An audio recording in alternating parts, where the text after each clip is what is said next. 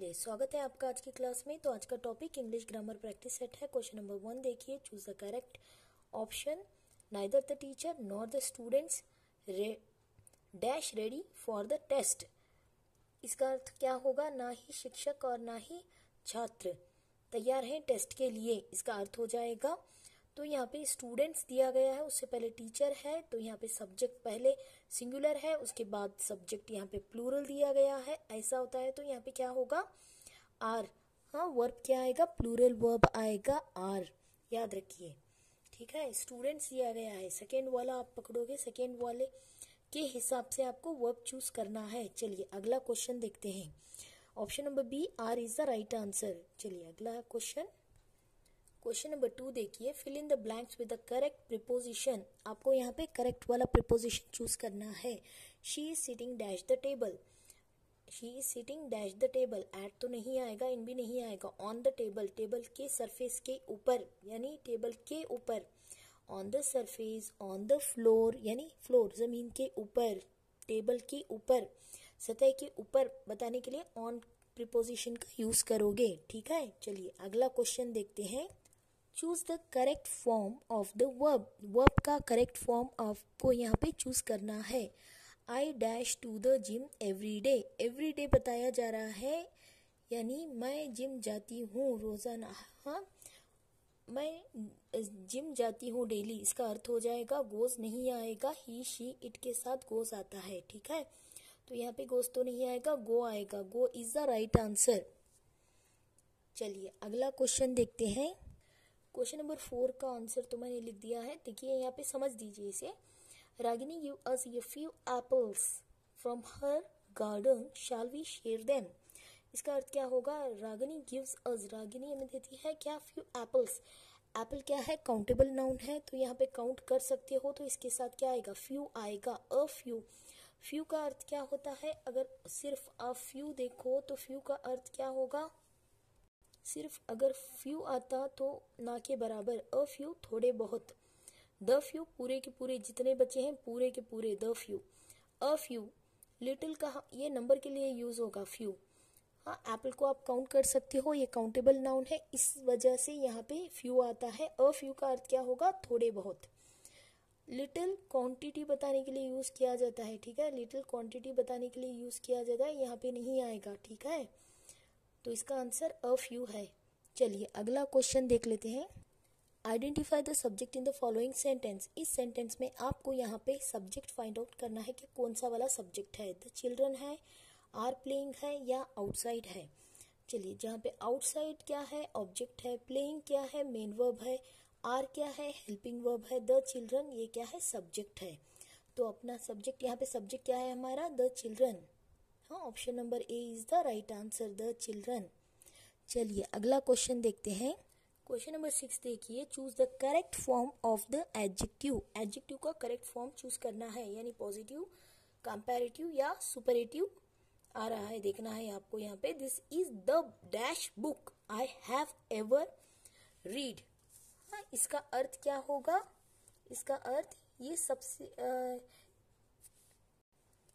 सबसे दिलचस्प किताब है जो मैंने अभी पढ़ी है। इसका अर्थ होगा, तो यहाँ पे आई हैव एवर रीड, तो मोस्ट द दिया गया है जो कि एक डेफिनेट आर्टिकल है। द क्या है? डेफिनेट आर्टिकल है। द के बाद हमेशा क्या लगता है यहाँ पे?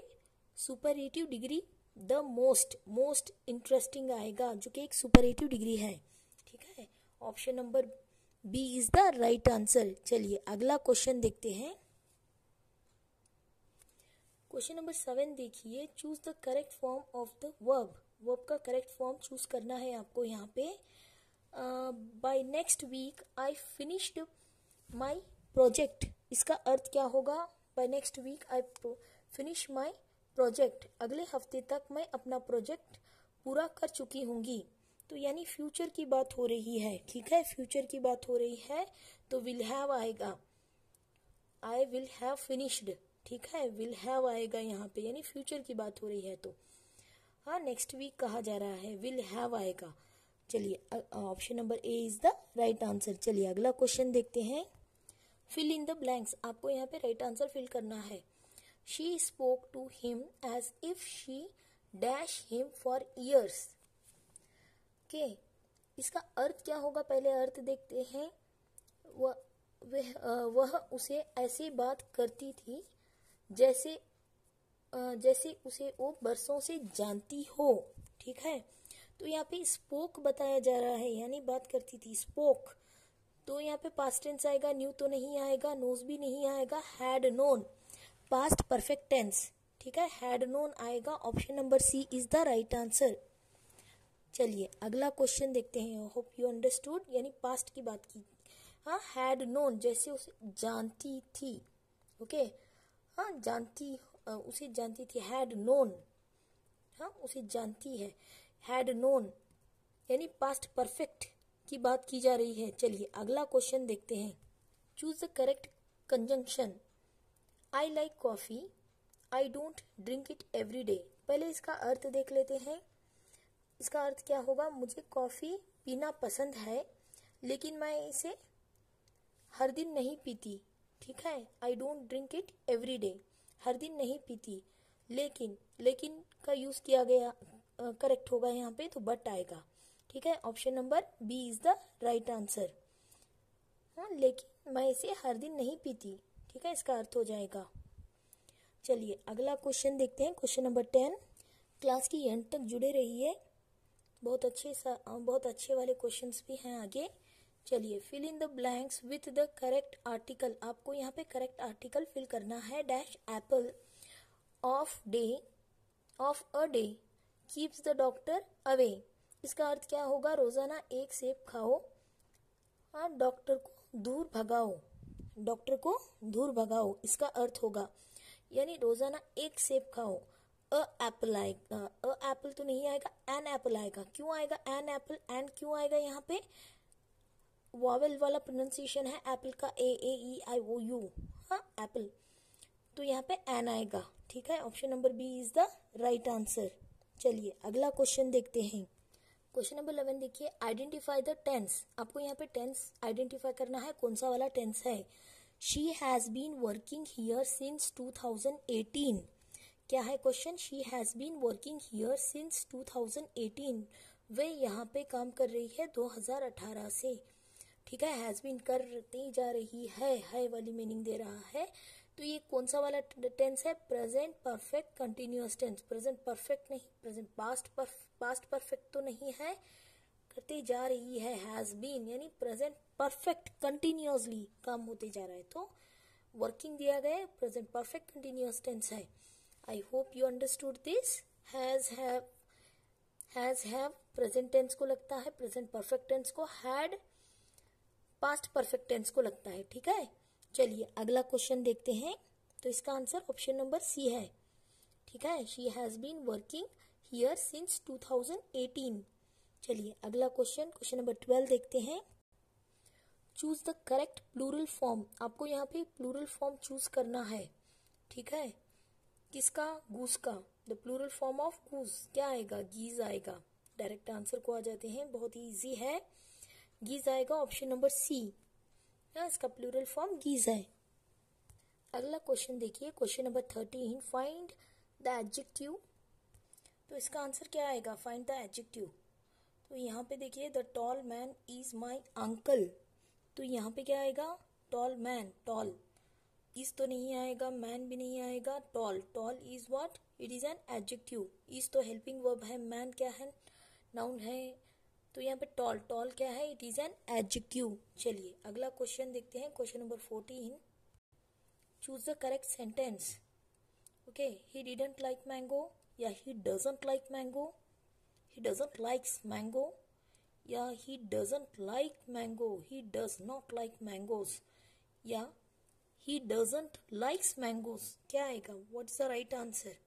तो यहाँ पे राइट आंसर क्या आएगा, ही डोंट लाइक मैंगो तो बिल्कुल नहीं आएगा, ही डज नॉट लाइक्स मैंगोज नहीं आएगा, ही doesn't like, he she it के साथ क्या आता है, डजंट। ओके, सब्जेक्ट अगर सिंगुलर है तो यहाँ पे सब्जेक्ट वर्ब अग्रीमेंट है, सब्जेक्ट अगर सिंगुलर है तो वर्ब प्लूरल आएगा। डजंट नेगेटिव वर्ड है तो नॉट लगेगा, लाइक मैंगोज। ठीक है, चलिए अगला क्वेश्चन देखते हैं। क्वेश्चन नंबर 14 देखिए, choose the correct reported speech. आपको यहाँ पे करेक्ट रिपोर्टेड स्पीच चूज करना है। She said I am tired. हाँ, she said I am tired, उसने कहा कि वो थक गई है। तो यहाँ पे राइट आंसर क्या आएगा? She said she was tired या आई वॉज टायर्ड तो नहीं होगा। She said I was tired नहीं, she said she is tired नहीं, she said that I am tired होगा। What's the right answer? She said she was tired, उसने कहा कि वो थक गई थी। ठीक है, option number A is the right answer. चलिए एक बार रिकैप कर लेते हैं। Neither the teacher nor the students, students है तो आंसर यहाँ पे आर वर्ब प्लूरल आएगा। स्टूडेंट्स की वजह से यहाँ पे क्या आएगा? Verb plural. हाँ, यहाँ पे सब्जेक्ट क्या है? प्लूरल है, तो वर्ब सेकेंड वाला सब्जेक्ट प्लूरल है तो वर्ब भी प्लूरल आएगा, ये मैंने बताया था। चलिए अगला क्वेश्चन देखते हैं। Correct preposition, she is sitting on the table, on आएगा। चलिए अगला question, correct form of the verb, I go to the gym every day. ठीक है, यहाँ पे राइट आंसर अ फ्यू आएगा, यानी थोड़े बहुत बताने के लिए अ फ्यू का यूज किया जाता है। A few is the right answer. यहाँ पे सब्जेक्ट क्या है? The children. द चिल्ड्रन क्या है? सब्जेक्ट है। क्वेश्चन नंबर 6 में क्या देखा था हमने? This is the most. हाँ, द मोस्ट सुपरलेटिव डिग्री लगेगा, द है यहाँ पे, सुपरलेटिव डिग्री लगेगा, the most interesting. Question number 7 में by the next week I will have आएगा। ठीक है, आई विल हैव, मैं प्रोजेक्ट खत्म कर चुकी हूँ। ठीक है, क्वेश्चन नंबर 8 में यहाँ पे देखो शी स्पोक है, इसलिए यहाँ पे क्या आएगा? Had known. ओके, हाँ, if she had known him for years, यहाँ पे एन एप्पल आएगा। रोजाना एक एप्पल सेब खाओ, डॉक्टर को दूर भगाओ। ओके, इसका अर्थ एन आएगा, वॉवल वाला प्रोनाउंसिएशन है इसलिए एन आएगा यहाँ पे। She has been working here since 2018, तो यहाँ पे प्रेजेंट परफेक्ट टेंस है ये। गूस का प्लूरल फॉर्म क्या देखा था हमने? गीज। ठीक है, geese, option number C is the right answer. इस सेंटेंस में एडजेक्टिव क्या है? The tall man, tall, tall is an adjective. कैसा है? टॉल है, नाउन को डिस्क्राइब करता है एडजेक्टिव। हाँ, डिफाइन करता है कि कैसा है नाउन, टॉल है। She said I am tired, she said that she was tired.